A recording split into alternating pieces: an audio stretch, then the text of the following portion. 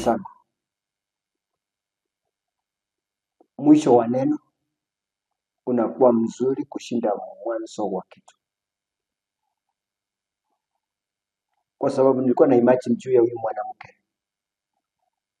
ambaye alikuwa anajulikana kwa usherati. Alikuwa anaitwa, watu walikuwa wamemuita ni malaya. Story yake ikabadilishwa. So my friend, today my simple message is your story can be rewritten. Yani ile story ambayo inajulikana, hiyo story inaweza badilishwa. Yani kuna story ambayo watu wamejua kwa muda mrefu juu yako. Ile story ambayo watu yani wakitaka when they want to hit you, hapo ndio wanakupata through your weakness. Hiyo story inaweza badilishwa kwa sababu kuna huyu mwanamke ambaye alipatikana, alikuwa anaitwa Mary.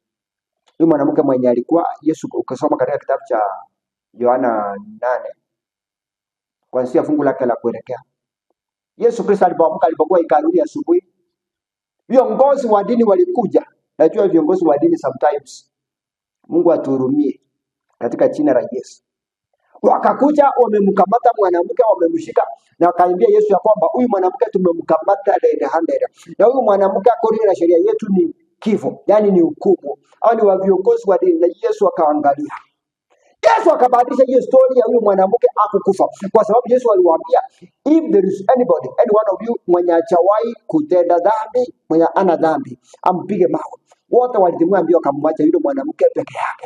Yule mwanamke aliletwa kwa sababu alikuwa anajulikana kama msherati mkubwa. Alikuwa mwanamke mwenye jina lake ilikuwa inajulikana hata ukienda kila mahali. Ni mwanamke ambaye alikuwa anajulikana kama malaya.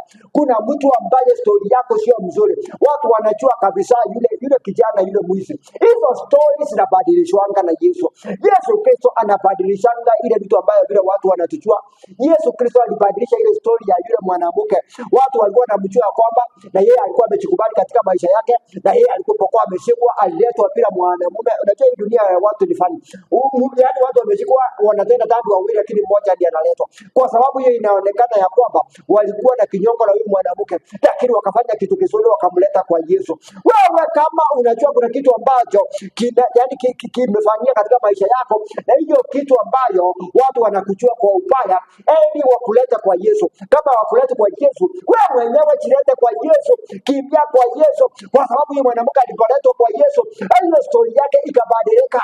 Ile historia yake yenye walikuwa wameandika, kila mtu akiandika wakiuliza, mnajua hapa watu ambao ni wabaya namna gani wanasema uliza huyo mbele.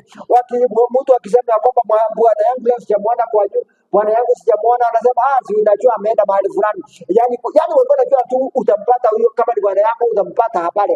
Yani kwa sababu story ya mwanamke ilikuwa imebadilika ikakuwa mbaya sana. Lakini Yesu Kristo angalia kama macho ya binadamu. Yesu Kristo akasema, wale wengine wao wakasema story ya huyu mwanamke inaisha. Lakini Yesu akasema story ya huyu sio kuisha, inabadilishwa. Wenzangu, Yesu hayuko kwa kumaliza story yako. Hayuko kwa kuweka kwa kaburi. Yesu hayuko kwa kuhukumu. Yesu hayuko kwa kuweka kwa jela. Yesu ako kwa kutoa ile kitu, ile mzigo ambayo umebeba, kwa sababu kiona mtu anatenda dhambi, anatenda makosa. Hiyo sio yani ujue kwamba sio mapenzi yake. Hiyo ni roho ambayo iko ndani mwake. Yesu akamhurumia yule mwanamke. Yesu Kristo akamhurumia yule mwanamke, ndiye akasema hata wenye wamekuleta pia ni watenda dhambi. Mwisho wake yule mwanamke, Yesu akabadilisha story yake, vile wanaume walitimua mbio hapo, story ikabadilika pale pale hapo. Yesu akamwambia mwanamke, angalia juu. Yule mwanamke kumbuka ya kwamba alikuwa ameangalia chini, kwa sababu alikuwa anangojea Yesu aliposema, alikuwa anangojea mambo imugonge, kwa sababu kwa mwisho wa maisha. Lakini alipoangalia juu akagundua kwamba Yesu alimwambia, angalia wapi wale ambao wanakuhukumu. Kuangalia wapo hata mmoja, kwa sababu storia ilikuwa imebadilika. Yesu akamwambia, kuanzia hapa sasa story yako imebadilika. Let's write a new story. Yesu akamwambia story yako sasa tunaibadilisha. Yesu kisha akamwambia, enda usitende dhambi tena. Yani Yesu akatoa ile roho ya kutenda dhambi, akamwambia sasa kuanzia sasa hakuna kutenda dhambi tena. Yule mwanamke ukisoma katika Biblia, yeye ndio mmoja wale ambao walitenda makubwa katika Biblia, wale ambao wamechangia kwa injili sana.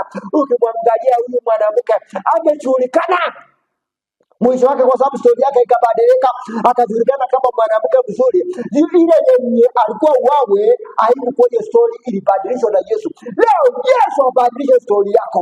Angalia mwanamke mwingine ambaye ameandikwa even katika ile historia ya Faith katika kitabu cha Waebrania 11 ambaye alikuwa anaitwa Rahab, alikuwa anajulikana kama malaya. Yule mwanamke, kumbuka ya kwamba alikuwa mbaya sana, lakini ukimwangalia kwa mashujaa wa imani, yeye pia ako hapo. Kwa nini? Kwa sababu ile story yake yenye ilikuwa inajulikana ilibadilishwa. Yaani alipokutana na watumishi wa Mungu ambao wanaitwa akina Joshua, ile story ikabadilishwa. Akajua kuna Mungu, akajua yaani akabadilishwa roho ndani mwake. Ile roho ya ukaba ikatoka, mpaka ikajulikana sasa Mungu anamjua kwamba ni shujaa wa imani. Mwenzangu, leo wewe uwe shujaa wa imani, na mimi nitasimama kama shujaa wa imani. Yale ambayo yamepita yasikufuate katika jina la Yesu. Story yako ibadilike kuanzia leo katika jina la Yesu. Ile yenye walikuwa wameandika wa binadamu, sema hiyo story imeisha. Story ni ya Yesu. Wakuona vile wanakuona, ujue Yesu anakuona tofauti. Bora umekiri Yesu Kristo kama mwokozi wa maisha yake. Bora umemwambia Yesu Kristo ni bebe hii mizigo. Bora uweze kutembea kulingana Yesu vile alisema.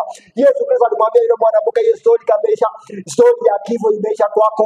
Akabadilisha ile story ilikuwa imeandikwa ya kwamba watu wengine walikuwa wameandika hapo huyu mwanamke, yani wamejua kwamba kuna kifo. Yani walikuwa wameandaa matanga. Unajua watu ambao wanasherehekea mpaka kwa matanga. Yani walikuwa wamesherehekea, wanasema huyo kameenda haka. Kwa sababu haka tunamaliza leo. Walikuwa wanafurahi wakiona damu yake ikimwagika. Lakini Yesu akabadilisha hiyo story, akasema sio damu yake. Na wewe mwenzangu hautakufa. Hiyo story ya kifo itolewe. Kama kuna wenye wamepanga kifo, kama shetani amekupangia kifo, hiyo inatoka. Story yako ibadilishwe. Story ya magonjwa ibadilike. Story yoyote katika maisha yako ambayo sio story ya kufurahisha itolewe. Haijalishi vile wanakujua. That story can change, and the only one who changes that story is Jesus. Sisi binadamu kazi yao ni mawe tu. Binadamu kazi yao ni kusengenya tu. You will become the story. Umesai kuwa ka story kwa maneno ambayo sio mazuri kwa muda. Hiyo ka story kaisha. Lakini kwa sababu Yesu Kristo ndio peke yake, story yake sio kuona ukiangamia. Story yake ya Yesu Kristo ni kuona vile anakuokoa. Let your story today be changed. It is to be written.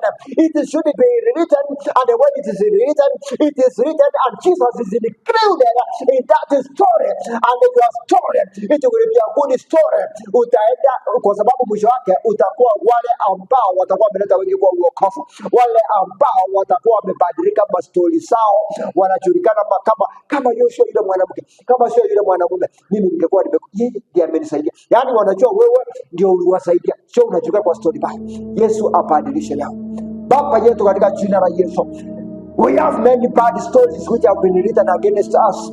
Baba yetu, mengi yamenenwa kinyume na watu wako, na mengine Yesu Kristo yamenenwa na ni ukweli ya kwamba Baba yetu tumekuwa wabaya, watu wako ni wabaya. Hiyo roho Yesu Kristo ibadilishwe ndani ya watu wako. Ile story ambazo zimeandikwa unaweza zibadilishwe katika ulimwengu wa kiroho. Wale ambao wamejulikana Yesu Kristo kama walevi, hiyo roho ya ulevi Yesu Kristo, mimi najua ni watu wazuri, na hiyo roho unaibadilisha Yesu Kristo. Wengi wanataka hiyo roho iweze kubadilishwa miongoni mwao. Maroho ya madawa za kulevya iweze kubadilishwa miongoni mwa watu wako. Maroho ambazo Yesu Kristo imepea watu majina mabaya, imepea hizo watu Yesu Kristo majina. Watu wamejulikana kama wauaji, watu wamejulikana Yesu Kristo wa kutenda mabaya. Hiyo roho itolewe kwa watu wako, uweze kuwabadilisha, uweze kubadilisha maisha yao.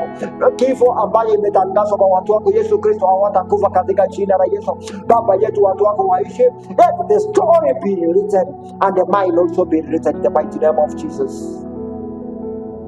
Asante. We pray in Jesus' mighty name.